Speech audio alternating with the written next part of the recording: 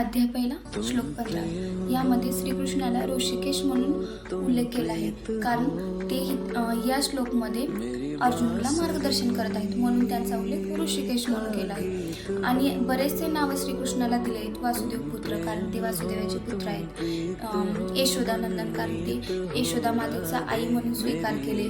परत मधुसूदन कारण ते मधु नावाच्या एका दैत्याचा वध केला. असे बरेचसे नावं त्यांना आहेत. अर्जुनला सुद्धा या श्लोकमध्ये धनंजय म्हणलं आहे, कारण जेव्हा त्याच्या मोठ्या भावाला यज्ञासाठी धनसंपत्तीची गरज होती तेव्हा अर्जुनने धनसंपत्ती गोळा केली होती म्हणून त्यांना धनंजय म्हणून संबोधले होते.